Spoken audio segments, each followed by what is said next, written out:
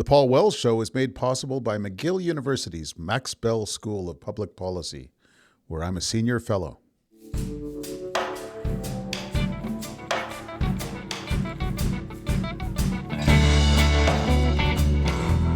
If one is normal, doing things poorly makes one feel bad. But because I'm abnormal, doing things poorly makes me excited. This week, Branford Marsalis on life on the road and moving back home. Yeah, I'm less crappy than I was. Better? It's subjective, I guess. I'm more comfortable. I'm Paul Wells. Welcome to the Paul Wells Show.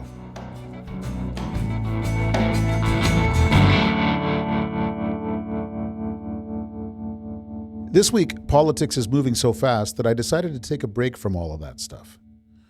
Fortunately, Branford Marsalis was in Ottawa to play with the National Art Centre Orchestra. So I asked him to come over to the office to catch up. I've been talking to Marsalis off and on since the 1980s. He's a Grammy-winning jazz saxophonist. He played in Sting's band.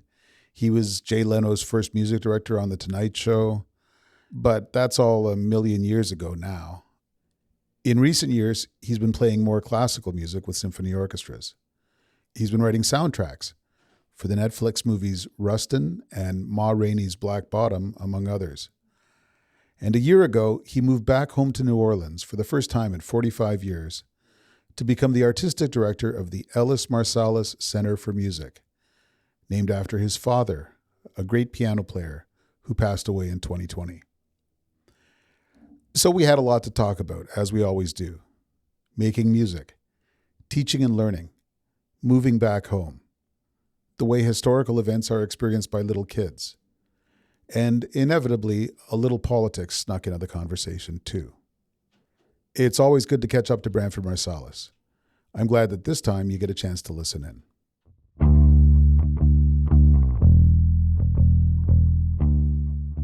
Okay, let's make the magic happen. All right, let's. Hey, Branford Marsalis, thanks for coming. Hey, Paul Wells. 40 years, bro. I know. And 40 years. You were a music critic in Montreal. Yeah. I remember. We were young. It's my first summer in Montreal. And you were doing interviews at the Musicians Hotel. And I had not signed up for an interview with Branford Marsalis, but I figured whoever that was. The publicity person didn't know, so I just lied. Right. I said, yeah, I'm on that list. She said, no, you're not. I said, well, I should be. So we got the interview. And there you go. The rest is history. Yep. Now, you're basically on a tour with your quartet right now. You're in Ottawa on a kind of like between quartet gigs, am I right? We are perpetually on tour with the quartet.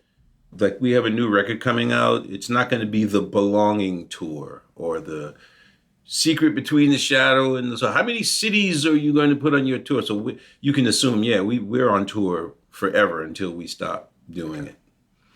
Do you often take a parenthesis out of, like, so you were in Flushing, Queens on the weekend. Yesterday. Sunday. Yeah, Sunday. And now you're in Ottawa to play the Lieberson Neruda songs and the music that John Williams wrote for Catch Me If You Can. Yeah. Going from the jazz thing to the classical thing, does that require any kind of gear shift for you? No. No? It did at first. Yeah. It was traumatizing. I used to, I don't want to do anything else, a week before the gig. Because it's hard. It's hard to do. And it's hard to make that transition. The metaphor I use is at music conventions or talks, I say, so y'all remember when you were 12 and you played in the band and you sucked, but everybody told you were great. Your band director told you were great. Your parents said it was great, so you believed it. And they're like, yeah, of course we. I said, yeah, well, when you're 42, nobody says that. They just go, yeah, man, keep trying. It's just, I said, it was really, I don't regret it. Yeah. But it was, that first 10 years was that's a different mindset, man. It's tough. Are you getting better at it? I'm getting less shitty at it. That's the way I tend to look at it. Because I know how high the standard is. And I'm less crappy than I was. Better? It's subjective, I guess. I'm more comfortable on stage. Most of the time I'm not kind of panicked when I'm up there, so it allows me to play music. Mm-hmm. When you're kind of panicked, then you're focused on the notes. I got to get the notes right, And when you're relaxed, you can say, well, I got the notes, so now let's just focus on what it sounds like. Let's try to blend in with the orchestra and make music. So here's the thing. I spent a little bit of time last night catching up to your recent recorded work. And I listened to the music that you wrote for the Netflix show about Bayard Rustin. Yeah. And this recording of some Mahler songs that you did with the Virginia Symphony. Yeah. And could hardly be more different. But there's this tune, Bayard Bush Flashback from the Rustin soundtrack, which is like a ballad. Oh, the bus flashback. Yeah. Then I listened to one of the Rocket Leader tracks, and I thought, well, that's the same. That's Branford. Even though one's on tenor and one's on alto, one is something that you wrote and one is something you sure didn't. Do you hear a voice in all of these different settings that you're stuck with, or that you're... Well, we're all stuck with the voice we have. Yeah. That's why if you remember in your 40s in jazz, musicians and critics were always saying stupid things like, he or she has not yet found their voice, as though it's out there to be grabbed, it's hiding in a bush. We all have a voice. Yeah. In all aspects, whether it's sports, whether it's acting, whether it's writing, we all have a voice. Now, the question becomes to me is that, are you self-aware enough to see where you're bad, and will you try to fix it? And if you choose to do that, then there's a growth that comes from that. And that's how you develop your voice. A lot of times in music, as Illinois Jacquette told me once, just find 2 or 3 things that's yours and stick with it. That way everybody knows it's you. I mean, yeah, okay, great. That also puts you in a box, and you're stuck in that box and in that place and in that space. Mm-hmm. So even when I was a younger person, I mean, the rhetoric hasn't changed for me since the 1980s. Growth comes from stealing from people who are better than you. And a lot of musicians say, well, I don't listen to anybody. And I say, yeah, it sounds like that. And I don't mean it as a compliment, but I let them try to figure out which way it is. I'm not a fan of like false originality. So yeah, I know it's me, mm-hmm. but I also have recordings of me when I was 16 playing a pentatonic scale on everything. And it still sounds like me. It's just really crappy. Yeah. So, yeah, I could hear it and say, oh, that's me. But lately, there are much better versions of me than in prior times. See, I've been stuck in my head something that a very good writer wrote about your first album a million years ago. A.B. Spellman said nice things about the album. He said, his tone is off the rack modern. And even then I was in high school. I thought, man, that's got to hurt. One thing we can say about your sound now is it is not off the rack. Correct. It is mysterious and strange and all the things that you kind of hope that music will sound like. Well, I just stole from all the great people. When I was 24, I didn't have anything. So he was right. It was pretty much off the rack modern because that's all I had. And it's not like it's new in music. I mean, it's just like a historical thing. Like, I mean, we're having political elections we just had our big political election in the U.S. You're having elections here. And the success or failure is based on the collective amnesia of the nation. And you have musicians who kind of identify with that philosophy. Oh, Louis Armstrong. I mean, yeah, he was great back in his day. It's one of the ones I hear. I'm like, well, he's great now. One of my students said that to me about 15, 20 years ago. I need you to learn West End blues. Oh, man, we're modernists, man. He's great back in his day. And I said, well, I like to use the 7th grade math theory, which I got from a friend of mine from New Orleans named Barry Hebert. He was in the marching band, played alto. He was 2 years younger than me. We were in the sax section. We just talked. He said, well, I'm going to be a physicist. I just like playing music. Great. So when I moved to Los Angeles to work on Jay Leno's show, I got a call from Barry Hebert. He says, man, you out here? I work for the Jet Propulsion Laboratory. He was working on the corrective lens for the Hubble telescope, this little kid from New Orleans who marched in the band. So I took my son out, and we met with Barry, and we went to the Wilson Observatory, and he was showing him the planets and explaining to him how gas can have density, which I still don't understand. And, the gas giants out there. And it was great. So at the end, he says, so Reese, you ever need any help with your homework? Give me a call. He says, oh man, you can help me with that. He says, bro, I'm a physicist. I can hang with 7th grade math. And ever since he said that, it's the 7th grade math theory is what I call to my students. I'm like, well, since you're a modernist and you're really great, then Louis Armstrong should be 7th grade math. I mean, it's almost 100 years old, or maybe it was 100 at that. No, it was almost 100 years old. You should be able to do this very easily. So that is your assignment. And he refused to do the assignment. I read about a young piano player, Sean Mason, who was one of your students and then was one of Winton's students at Juilliard and has got a good career going. And one of the things I read was that you told your students to come back having learned some Jelly Roll Morton's solos. Yeah, it was one in specific. It was King Porter Stomp. And he did, and almost nobody had ever No one had ever done it. To. No, they just said, so they were so overwhelmed by it. The question I have is, you're at university studying music from Branford Marsalis or from any heavy guy. And the assignment is learn this solo, and that almost all the other ones had never done that. What on earth were they doing in university? I mean, you hang out with musicians, or you used to hang out with musicians a lot. When did they ever talk about stealing other people's solos? All they talk about is modernity, innovation, and playing the Jelly Roll Morton solo is really hard. That's the whole point. I'm going to give you this assignment as a freshman, and if you stay with it, maybe by the time you're a junior, you can play it. Mm-hmm. And they just reject it categorically because so much of our perception of ourselves is how we feel about ourselves. And if one is normal, doing things poorly makes one feel bad. But because I'm abnormal, doing things poorly makes me excited. Yeah.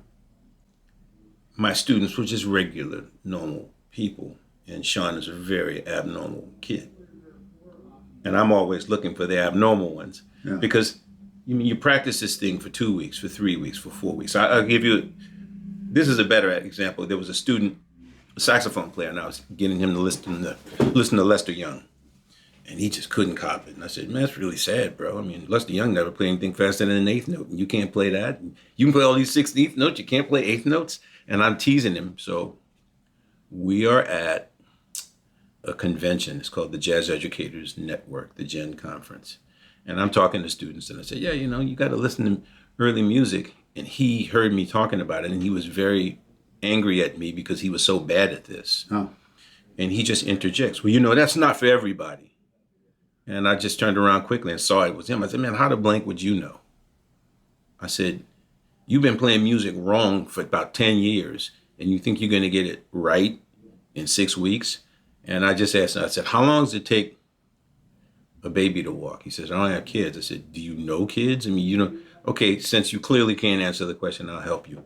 It is anywhere from 8 months to a year and a half, depending on the kid. Some kids even take longer. I said, if you ever watch children, they stand up and they try to walk, they take one step, they're happy, then they fall, then they cry because they want to walk. But the brain doesn't work that way. It's writing the code and you have to be patient. You've asked your brain to do something you've never done. It's writing the code. And instead of being patient, if you were a baby, you would just sit on the floor and say, I intend to be carried for the rest of my life because this is too difficult. And when I said it that way, he backed off. And he called me 2 years later and said, it took a while, but man, this has changed the way I think about music. I'm like, great. And I hang up the phone and go to work. Yeah. But it's that kind of thing. When you tell a student, learn King Porter Stomp, man, at first it's incomprehensible that it could be that modern and that old. It's just incomprehensible. And then modern piano players have great right hands and crappy left hands, because they all want to learn how to play solos like saxophone players. Back then, they had great left hands and great right hands. Yeah. So now you have to teach your left hand how to do things after having a lazy left hand for God knows how long. So there's a million reasons. I mean, this is the short version. I could get into, and Sean came back in a month and was like, phew. I said, wow, okay. So then I gave him 2 pieces by Edvard Grieg. I said, learn these. He came back in a month, he played the pieces. I said, yeah, you don't belong here. You need to get out of here. He says, where should I go? I said, you should go to Juilliard. You'll be in New York. He says, well, how do I do that? I said, you go to juilliard.edu, and if you can't figure out the rest of it, then maybe I'm wrong about you. And I called Wynton. I said, there's a guy coming your way. You need to look out for him. He says, yeah, all right, I got you. 3 months later, Wynton calls me. Hey, man, have you ever heard of this kid from Charlotte? I said, that's the guy I told you about 3 months ago. He says, oh, he's in. I said, oh, I know he's in. It's just certain people have that thing. That echoes something that happened to you when you were about that age. Was Alvin Batiste told you had to get out of Southern University? Very different circumstance. Oh, yeah? Mm-hmm. Tell me.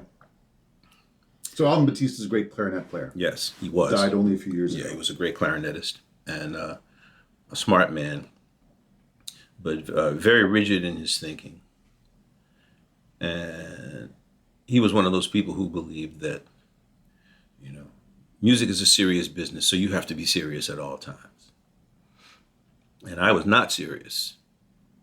I mean, I was serious about music, but I wasn't serious about the diligent practice of the saxophone, because I played in a rhythm and blues band as a kid, and music was fun to me.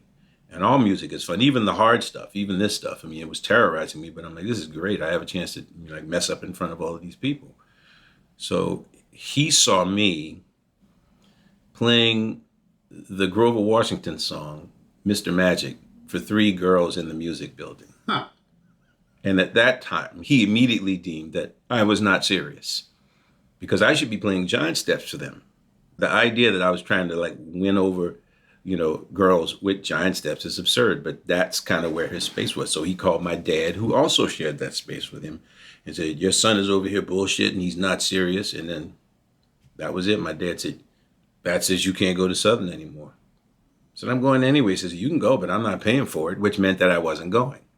So then I went to the Berklee School of Music instead, because of course they're more serious. Not really, but that's the 1,000-mile away view, the satellite view.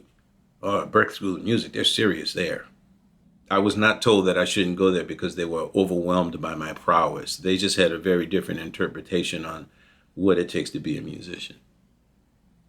All this talk about practicing and developing is a little triggering for me. You may have noticed the guitar in the corner. I've got a lesson, and I only started picking up a guitar like a month ago. Excellent. My wife and I went down to Nashville. Everyone in Nashville had a guitar, and I didn't know how to do anything with this thing. People who didn't seem to know a lot about music could pick up a guitar, right? So, okay. I cannot believe how sad I sound. I cannot believe how hard it is to play a major scale. It is. And anyway, this is neither here nor there, but I'm wondering, I just got to sweat it out. I got up early this morning to play my scales. And it's really simple to explain. I played golf one time with a neurosurgeon, and I said, well, I'm going to enjoy this a lot more than you would because I'm interested in what you do. And we talked about the brain for 4.5 hours, and I learned. Clearly, I'm not going to be a damn neurosurgeon, but the things I learned very simply were that, the brain controls every aspect of our lives. Like eyes don't actually see, ears don't actually hear. The brain controls every aspect. And every time you come up with a new thing, the brain has to write a code for it. And the brain does not write quickly. The brain writes at roughly 0.001 millimeters every 24 hours. So it is a very slow and diligent process. It might be faster for some people, but the aggregate is 0.001. So if you're thinking about how slow that is when you develop a new task and then you add age to it and all of the memories and all of the tasks that we've asked the brain to do over the last 5 or 6 decades, the brain's pretty pissed off at you right now. And it's going to do it. It's just going to take some time. Man. And more time than when I was a kid. Absolutely. There's more crap in your brain. Yeah.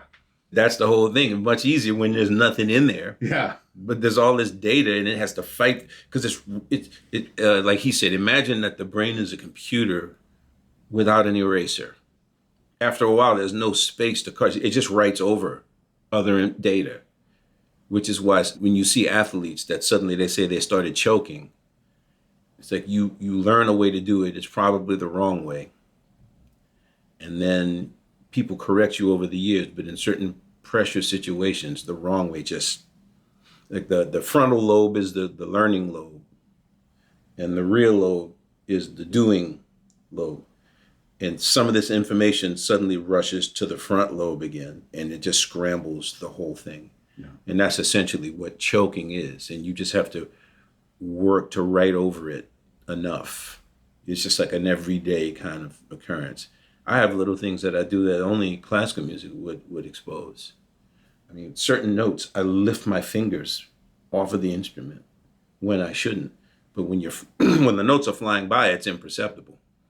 But suddenly I'm playing these lines and I realize that it's not making sound, and I have to play it over and over again. And then I realize certain fingers are lifting, and I work to correct that. But in certain pressure situations, everything, it goes back to what it knows. I want to take a moment to thank the people who support this show. Tackling the complexity of global challenges demands a different approach to public policy. The Max Bell School of Public Policy's teaching, research, policy engagement, and public outreach develops the skills and understanding to solve the most important issues facing Canada and the world today. They offer several public lectures and conferences throughout the year on current policy conversations and provide an 11-month intensive master's program to prepare the next generation of policy leaders. Learn more at mcgill.ca/maxbellschool.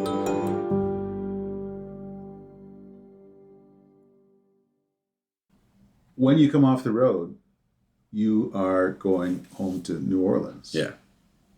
Where you didn't live for a long time. Right. Where you grew up. Right. You're finishing a year as the artistic director of the Ellis Marsalis Center for Music in New Orleans. What made you take that gig and go back home? Well, I was actually determined to go home. And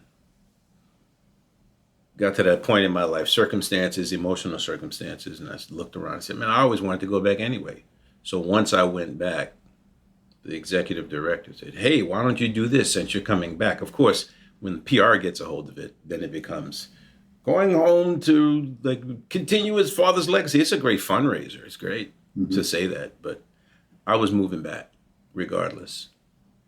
It was just time to get back. That's where I wanted to be anyway. So, it was a tough move for a million reasons. It was that first, last year, I don't remember much of last year. It was just that was a tough move. It was a lot of emotion behind that move. And but this year, everything's starting to regulate itself. Okay. Has New Orleans changed? I mean, it went through a lot.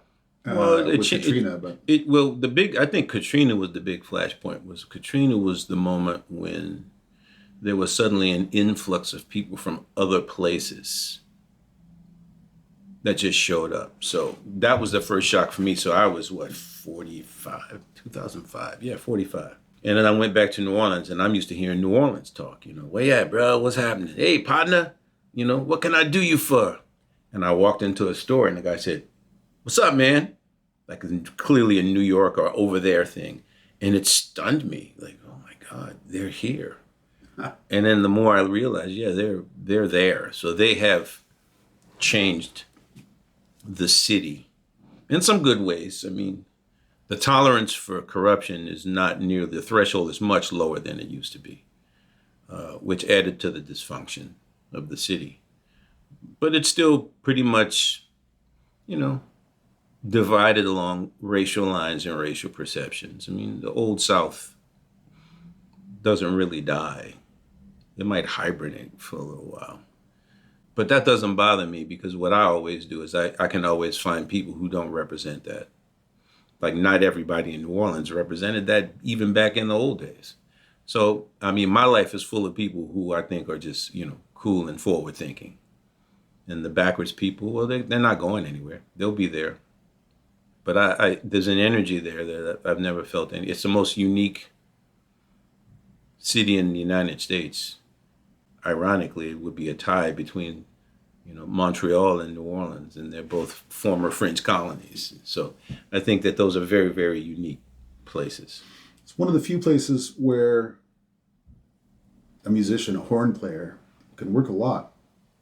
Although sometimes, the standards aren't sky high. Well, it depends on which standards you're talking about. the standards that carry the people are sky high. Yeah. It makes people feel good. The musicians have this kind of outward charismatic approach. There's really not a market for introverted geniuses who can't communicate with people and play all this esoteric crap that nobody can understand. I mean, well, in New York, there's a market for it. There's a couple of clubs where musicians go, and it's only musicians in the audience and only musicians on stage. But if your goal is to play for people for decades and decades, it's hard to do that when people have to know what you're doing to like what you're doing. So in New Orleans, you don't have to know anything. Half of the time, the musicians don't know all of that stuff, but they know how to create a sound that brings joy to people, and that's why they're there. They're not there for music education. So there was this interesting night at Jazz at Lincoln Center. They had this battle of the big bands. They had the New Orleans Jazz Orchestra, and they had Captain Black Big Band, Orrin Evans from Philadelphia. Yeah, I know. Playing sort of post-Coltrane, very modern stuff. And New Orleans Jazz Orchestra, at the end of the night, they did a second line march around the hall. And I like the Captain Black Big Band because they were musicians I've heard of playing the stuff that I've been listening to all my life. And everybody who was with me preferred New Orleans Jazz Orchestra. Of course. Yeah. You're a strange one too, just like me. Strange people have to understand that they're strange. And that's the problem I have with this kind of it's not really faux because they believe it. This intellectual outrage that we tend to have. Talking about, man, back in the day, man, we would be perceived differently. I'm like, it was always been the same. There's just not that many people who are interested in that. If it's kind of the delivery mechanism. If the delivery mechanism is we're geniuses and we're scholarships and you need to step up to us, people will reject that. But with my group, I mean, it's just like we're just like four jackasses on a stage and we play complicated music, but it doesn't feel complicated because we like it. We just like people. We like each other, and we're not trying to prove a point. Yeah. It's if it's. You had an album called 4MFs Playing Tunes. Yeah, that wasn't my idea, but yes. Yes. You needed convincing? No, I was overridden. It was just my manager thought it was, she's 10 years older than me. Her idea of what's hip and cool is very different than mine. And I don't engage in that stuff. The titles and somebody was asking me stuff about the new record. I'm like, I don't know any of that stuff. My job's to make records. I'm not in the record business. Okay. I'm on the music side of that. And I'm lucky that I don't have to do that stuff. You were talking a minute ago about the racial divide, including in a very multiracial city like New Orleans. Your brother Wynton has talked about something I've always wondered about, which is that after Martin Luther King got shot, you guys got moved to a new school from essentially a black school to an integrated school. That's not my recollection. Yeah, you often have separate recollections, so you don't. We moved to that school. I was in fourth grade. Yeah. So let's see. First grade, second grade, third grade, fourth grade. So that's 69. We moved to that school. I don't think that it had anything to do with Dr. King being assassinated. Okay. It's just Brown versus the Board of Education was decided in 1957. And the southern states fought it as long as they could and however they could. But when Kennedy was assassinated, it was that assassination, I presume always, that allowed Johnson to push through the voter rights legislation and the civil rights legislation. And it was those two things, at which point the federal government would have to disseminate out into all of these southern states and force them to do things that they were not interested in doing. Mm. It wasn't like they all said, oh, it's so bad to me. Southerners had some really choice words for Dr. King even after he got killed. So certain Southerners, not all Southerners. Yeah. So it wasn't like they said, oh, well, now that he's dead, we've had to change our heart. Those things just coincided. My mother was the driving force behind us going to predominantly white schools. So it's the end of the 60s. You're 8 or 9 years old. Yeah. Was that a different experience for you? Was it different? Yeah, it was different, but it wasn't like traumatizing. Mm-hmm. I mean, you're going along in school and then somebody, throws an epitaph at you and you punch him in the face and you slug it out. And I remember me and this guy Sal Lentini, he said something, we start throwing. And then The principal sends us to the bathroom, and we're just cleaning up, and he turns and he says, "You missed a spot over here." The same guy, you know. And he goes, "I got you good." I said, "I got you too." But it was like the boys would do that without the racial dynamic. And then when it was over, it was over. And I didn't feel the continual racial animus from most of the students. No. The parents were another story. Really? Oh, yeah, totally. A heavier thing from the parents than from... Of course, because they grew up in segregation. I mean, the parents were kids in de facto segregation. I mean, it's 1960. So the kids were, the parents were raised in the 1920s, 1930s, 1940s. They believed in the mythology of racial superiority. And fourth grade kids, you know, really, you know, it's like when these questions come up, people say, "Were you traumatized?" I'm like, "I was 9. How could I? No, I wasn't traumatized." I mean, maybe if, you know, our house was burned down or some crazy act of violence, lynching, yeah, maybe I might have been then. But that stuff is just anything that happens in your life. Like if you grow up and your father slaps all of you guys at 8 a.m. on a Thursday, you accept that as normality. So when you meet other kids and say, "Wait a minute, you don't get slapped at 8 a.m. on a Thursday?" That's when you go, "Oh man." But when you're just growing up, I mean, whatever you're going through is like the normal thing. Mm-hmm.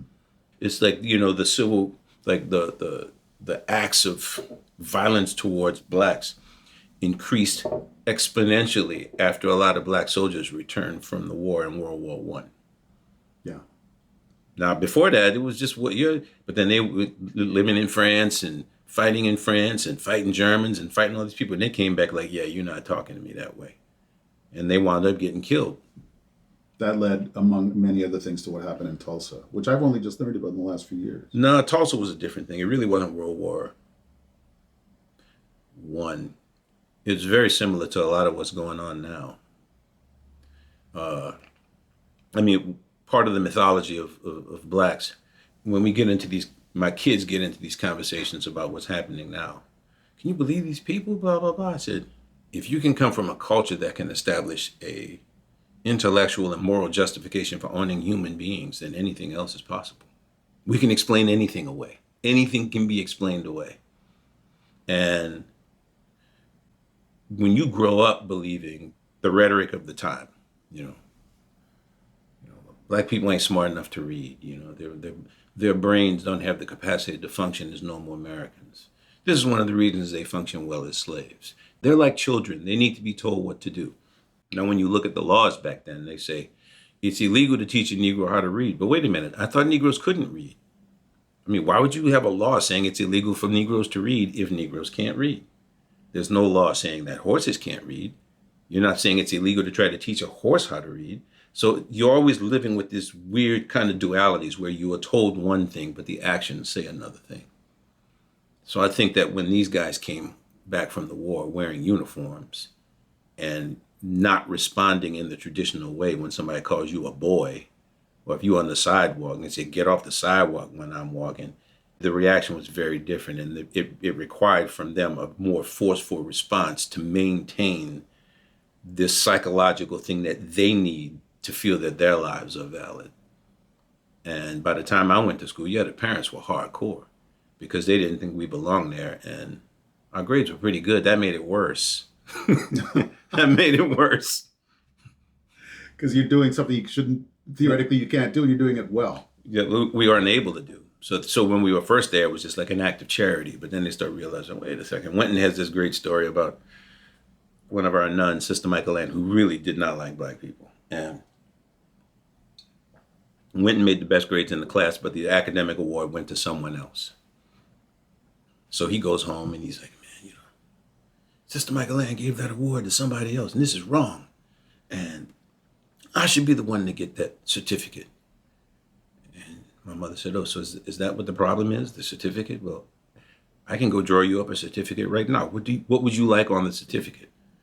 And "That's not the point." She goes, "That's what you said. You said that you're mad because you didn't get a certificate. So I can say, Winton Marsalis is the smartest kid in the class, and he should have gotten a certificate. Would you like that?"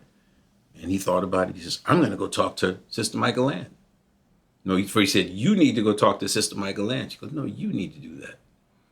So we went to Sister Michael Ann, and said, I was the person who should have gotten that academic award. She goes, well, what makes you think that? He says, you left all the papers on the desk, and I saw the score, and I had the highest score. And her response was beautiful. She says, then you shouldn't have looked at those papers. It's just like, it's like, that is a status quo answer. There will be no reconsideration, And I mean, that's kind of the history of America in a lot of ways. I mean, you have intelligent people and you have rogues. Mm-hmm. And intelligent people always like to believe they can live in a world where they don't need rogues. Russia proves you need rogues. You see what they're doing? Yeah. I mean, is that like an intellectual discussion? No. He hires rogues and they go in and they don't even, the mayhem that they're causing, the things that they're trying to do, the thing that happened in Navalny, I mean, that's some rogue stuff. That's not some, let's discuss this over tea. And our nation, we have rogues. And the rogues did things. We needed the Indians gone. The rogues said, we're your guys. Needed to enforce slave laws. We need to subjugate the Chinese. We need to treat the Irish like crap. And then the Italians that came after them. And there were always people willing to do this role, to fill this, Salem witch trials in the 17th century. Our crops aren't growing. It's because those women are witches. I mean, are you kidding me? You're going to fall for that? And then write in your book 20 years later, yeah, we shouldn't have done that. And that's just like the human existence. The war in Rwanda, where they just started turning on their neighbors. And then when it was over, they're like, yeah, we shouldn't have done that. Hey, who's winning the football match? This is just a thing that we do as humans. We just keep it moving forward.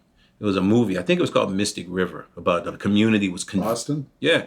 Community was convinced that this guy was a pedophile and a pervert, and they wind up killing him, and then they found out it wasn't him, and then Laura Linney's character was like, yeah, he was such a strange man, he shouldn't even been in this neighborhood. It was just like, you just keep it moving. And, I can't speak to other countries, but in the United States, yeah, that's the whole thing. We just keep it moving. And all of those things, we don't discuss those things. We don't talk about those things. But the success that all minorities have had, and I'm including women in the group, the success that women have had and minorities in the last 40 years has caused a great amount of gnashing of teeth by people in other neighborhoods who believe that stuff should be theirs. Or if not theirs, those other people should not have those things. And that's a very old sentiment. And it's not being revisited with the violence that used to accompany it, because the society has evolved as such as that the United States government won't turn a blind eye to that. Even though President Trump has pardoned all of those people who, tried to destroy the Capitol, the society writ large that put them in jail won't turn a blind eye to that. And there are a lot of people saying, well, they will now. Okay, that remains to be seen.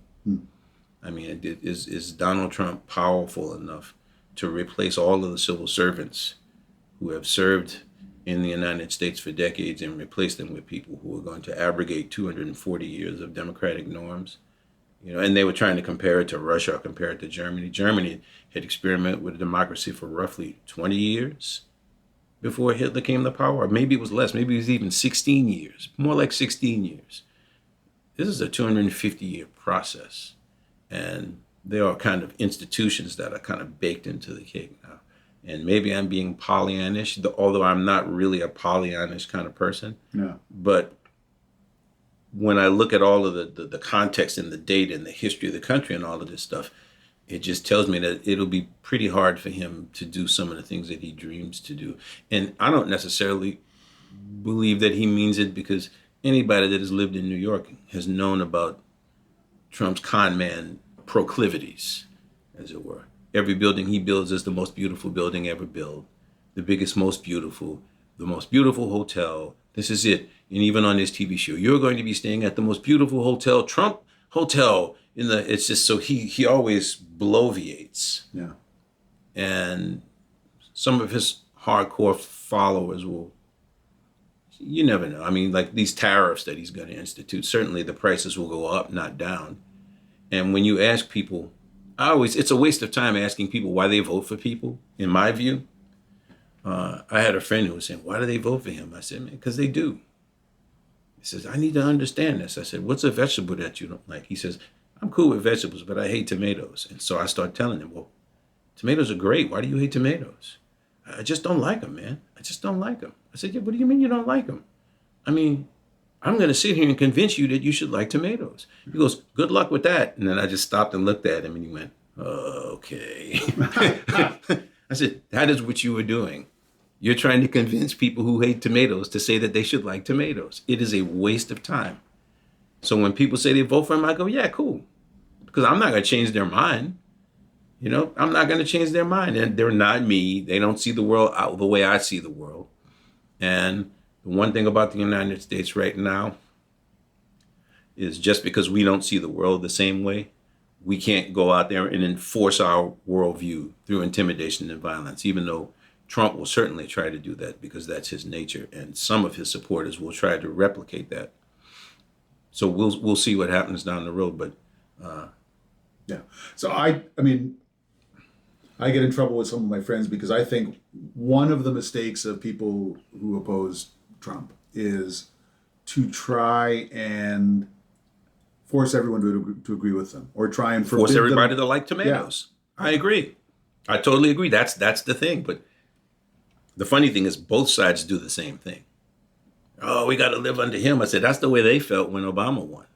That's the way they felt when Biden won. They felt like they were suffering. Yeah. You feel you're suffering? No, I don't. It's just the person I wanted to win didn't win. Now it's time to go to work. Hey, you're running a school. I'm not running a school. You're the figurehead of a school? I'm not even the figurehead of that school. What is your relationship with the school that calls it? And it's not really a school.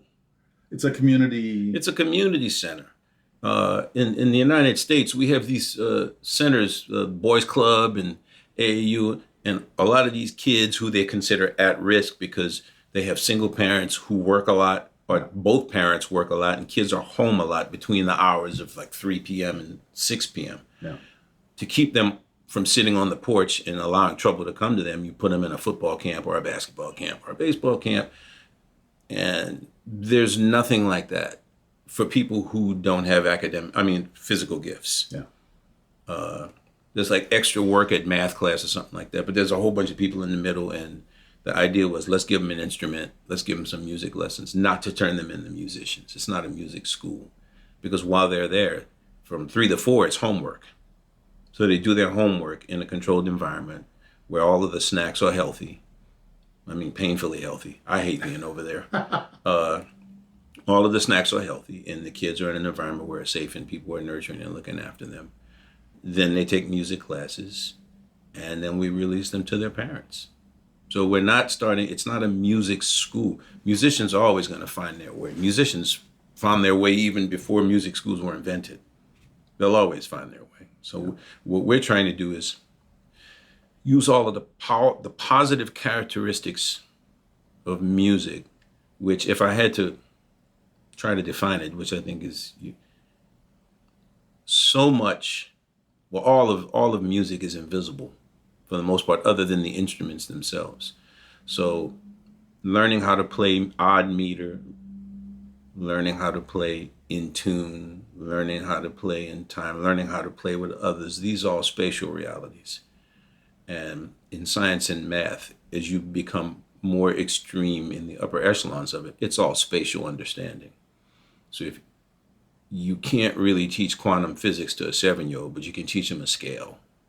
And if you can teach them how to hear and play in tune, then you've already activated the construct for spatial learning that should they wind up becoming like Barry Hebert, they're already well into it in a way that other kids would not be because they didn't play instruments.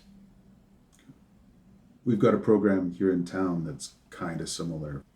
Free lessons, free instrument loans to kids who couldn't afford it. It's called Orchestra, and I've been involved with them for like 7 or 8 years. And I used to butt heads with the artistic director who absolutely does run that program. I used to say, well, we're not trying to make excellent musicians, we're trying to make excellent citizens. Right. Yeah. That's it. I agree. I totally agree. Yeah. You got to find things for these kids to do rather than sit around and, what we used to say in the old days, watch TV. But no, they sit around and they look at their phones all day. Yeah. They're either playing video games or they're scrolling on the internet or doing TikTok videos.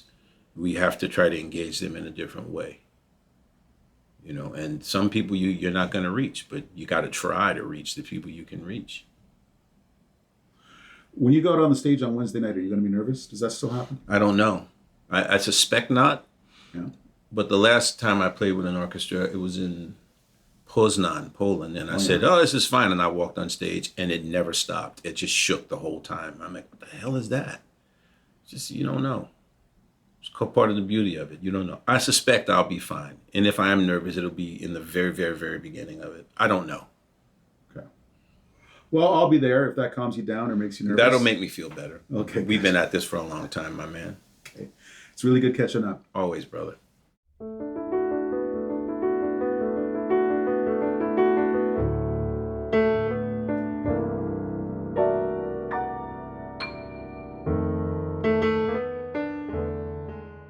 Thanks for listening to The Paul Wells Show.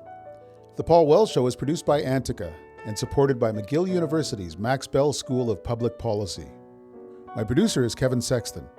Our executive producer is Stuart Cox. Laura Reguer is Antica's head of audio. If you subscribe to my Substack, you can get bonus content for this show, as well as access to my newsletter. You can do that at paulwells.substack.com. If you're enjoying this show, give us a good rating on your podcast app. It helps spread the word. We'll be back next Wednesday.